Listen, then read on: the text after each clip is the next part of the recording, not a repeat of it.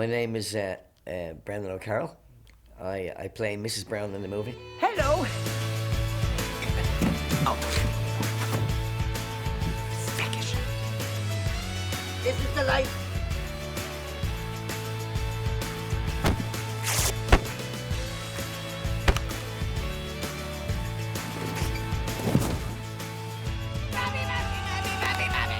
I love the movies. I also play Mr. Wang, who's from Finglas, an Irishman who thinks he's Chinese and so wants to be Chinese. Oh, hello, Mr. Taraban. I'm from Szechuan Province. I also wrote the movie and I parked all the cars. Once I'd finished the initial script of it, I said, you know, the one thing we need in this movie is a plot. Agnes Brown takes on the world. There's a big corporation trying to close down Moore Street. They want to take away our stall so they can build a shopping centre. They found a way of trying to get rid of Mrs. Brown's stall. And so she ends up with a big tax bill. €4 million. Taking the mood of Dublin and Ireland at the moment, with the developers, the bankers, the politicians, all being at their lowest ebb in the public trust, I thought I would put a plot in whereby the developers, the bankers, and the politicians were all trying to close down Moore Street, and Agnes would take them on. While she fights also for her ongoing relationship with her daughter. My name is Jennifer Gibney, and I play the part of Kathy Brown, who is Mrs. Brown's only daughter. I'm not taking over the stall. I'm just saying. The constant battle between them is that Agnes has the stall on Moore Street, and the history of Moore Street always is it's handed down through the women of the family. So the next likely candidate to take over the stall is Kathy. And Kathy has no interest in taking over the stall because she wants to, as she would say, make something of herself, do something different. So she's got a new office job and she's working in advertising, and she thinks she's above working on the stall. It's genuinely a Mrs. Brown plot. I wanted to try and show that one voice makes a difference. It's just if somebody decides to stand up and fight, that it can make a difference. I wasn't trying to make a huge statement, don't get me wrong. I was just trying to make a movie. They won't take me without a fight, Fat Annie. Whoever they are. But in the throes of that, it's very hard not to do something with Agnes and write something for Agnes that shows her strengths. And one of her strengths is that she won't take any authority at face value. And in this case, she takes it on. The idea of the screenplay, first of all, was to do a story, a snapshot of Agnes's life, or an event within her life that takes place between her home and her workplace. And that's what we've done. And in the process, I think we got to write a love letter to Dublin. And my name's Ben Kellett, and I'm the director on the movie. We had quite a lot of exterior street filming in Dublin, and I was really keen that we showed Dublin as it is, not just the pretty little touristy bits, but actually Dublin, which has got this amazing juxtaposition of uber modern down by the conference centre and the docks, and the older part of town down Temple Bar and all of that. We have areas of Dublin like Canary Dwarf, which is our little Canary Wharf, which is completely regenerated, beautiful modern buildings, fantastic architecture, all by Irish architects. Not to forget that we have some of the most iconic Gandon buildings in the Customs House and the forecourts, the GPO. In the telling of the story, I was able to show several sides of Dublin, which was really important to me, and I know Brendan was keen that Dublin was seen as like it is. I'm Stephen McCrum. I'm the producer of Mrs. Brown's Boys, the movie. And there's one particular scene set in the graveyard where the director Ben picked this church, 10th century church, with a fantastic modern office block next to it, and it was that battle between the old and the new that we tried to reflect in the locations. The Halfpenny Bridge is iconic. As a kid, it was always one of my favourite landmarks in Dublin. I always thought it was beautiful when you come over from Merchants Arch and you go across, going over to Henry Street. It was always the crossway you went between the south side of the city and the north side of the city. If you were up shopping up in Grafton Street and you were going to Henry Street, you always went across the Halfpenny Bridge.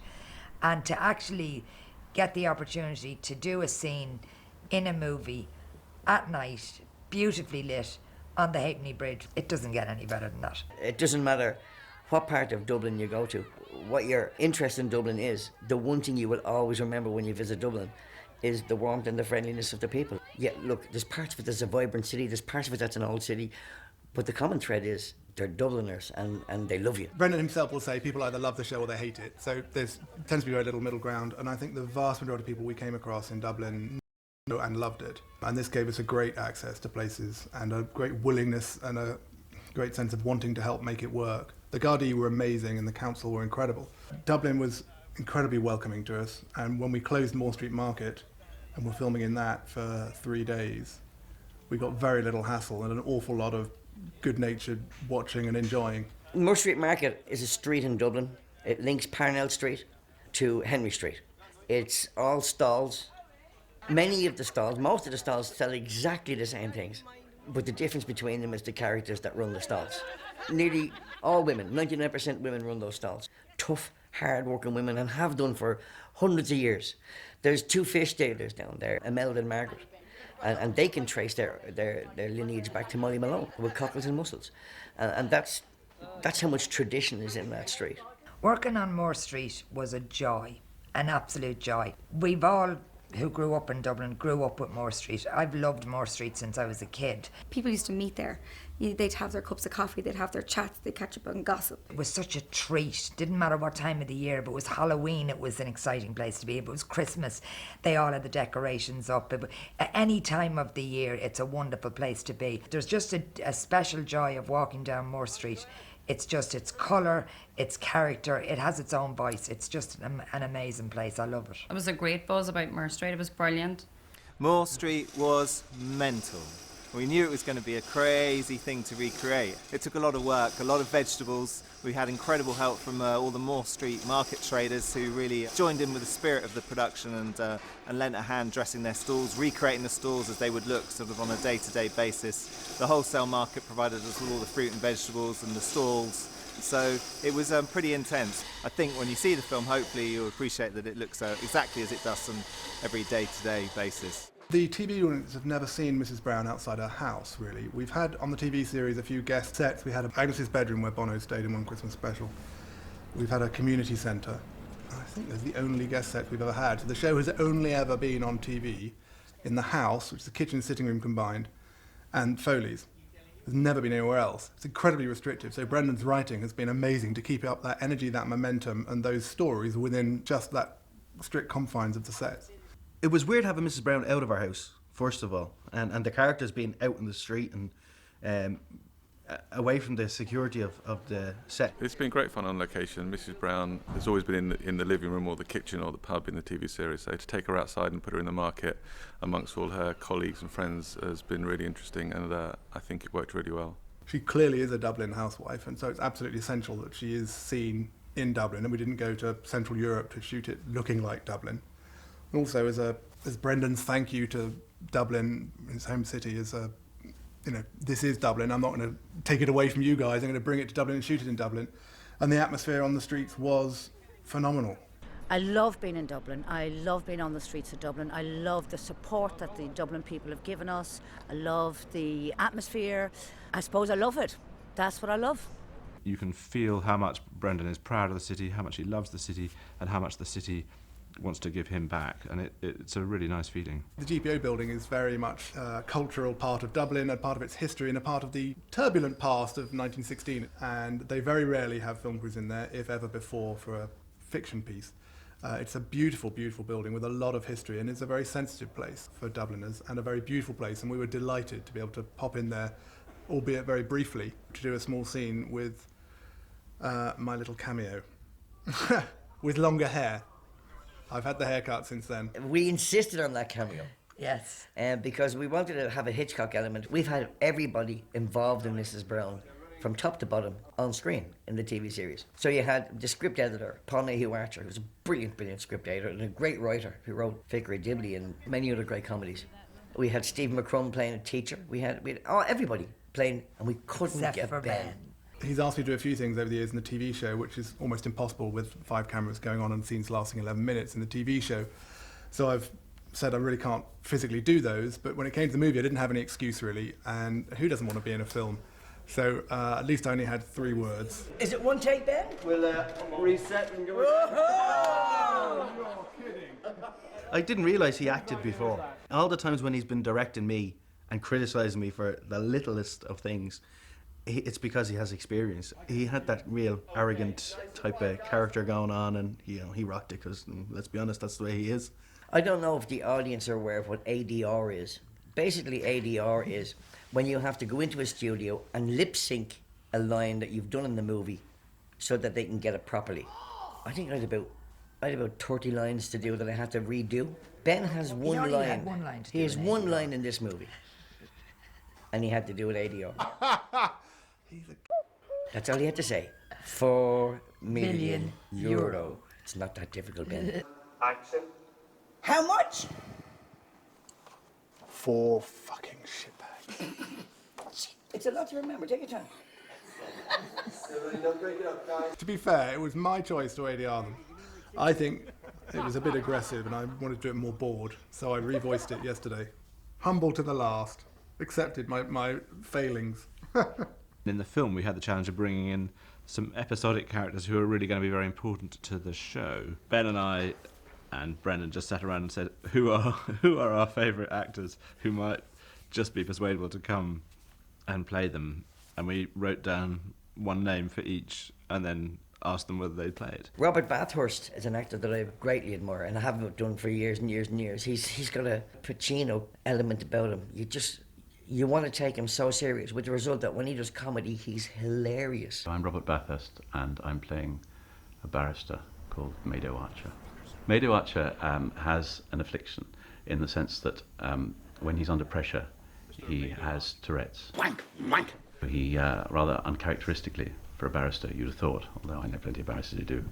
But anyway, in public, he blurts out certain phrases which I've never heard in my life. Nelly spanked my monkey, licked my love pump. Fuck, fuck. I cast him in my very first play when I was a theatre producer, and he'd since become a star through quite a lot of very successful comedy and Downton. Robert had lived in Ireland as a kid, had been to a school in Ireland and had trained as a lawyer, and we were asking him to play an Irish barrister, and it just felt like a really good fit. June Rogers, who probably outside of Ireland wouldn't be well known, but in Ireland is a huge, huge star. My name is June Edith Rogers, and I play Fat Annie.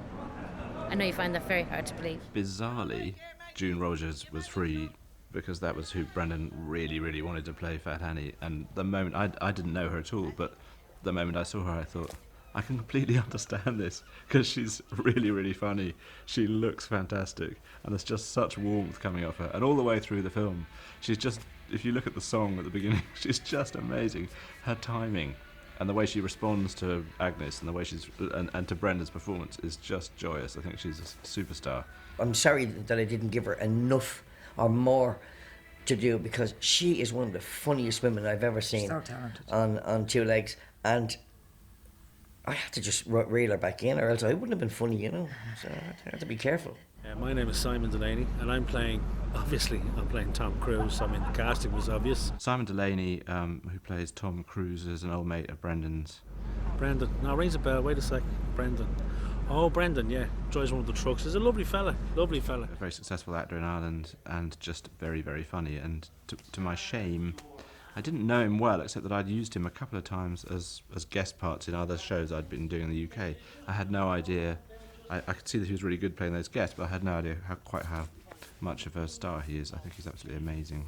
To all intents and purposes, this horse does not even exist. Dermot, brilliant actor again. Dermot Crowley, my actor I've been admiring for many, many years, and such a funny, funny guy. Ben and I worked with him playing a baddie on the very first thing that Ben and I did together on location. And Dermot was just fantastic at the change between being really quite vulnerable and friendly and then turning incredibly cold in just a sort of nanosecond. And that struck me as a really valuable asset to have as PRO in. Please answer the question, Mrs. Brown. Did you have 6 children at home to feed? And he's a big star in the UK because of Luther. So he's well known, and I'd actually just worked with him on another comedy as well, and been reminded again just how amiable his presence was, and what a fantastic comedy actor. So the combination of those skills made him very much our first choice for PR, and again we were absolutely thrilled when he said he could do it. It felt like all the gods had aligned. It was amazing. Simon Delany, Robert Bathurst, and Dermot Crowley. Those 3 guys were amazing to work with. Such fun. really, really good times we had, especially around the time we were doing the courtroom scenes, because it was a very claustrophobic inside all the time, and they were such a joy. But the problem, they're so good when they're acting, it's difficult at times to be in a scene with them, because you have to stop yourself from just watching what they're doing. You kind of go, oh no, sorry, I'm in this scene as well, I'm supposed to be acting too. But they actually, the three of them are incredibly talented actors, and it just was a joy to get a chance to work with them. It really was.